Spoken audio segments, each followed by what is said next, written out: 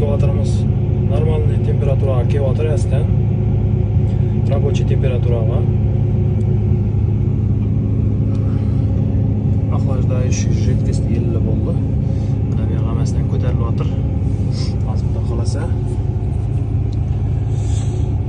qo'yib ketamiz. Так, gidravlik sistemani ishga tushirish uchun buni flajokni ko'taramiz balandga. Qizil tushirsam hamma yerda ilib tashiydi. Absolutno yurmaydi, strelalar ishlamaydi. Flajokni ko'tarish kerak. Shunday deb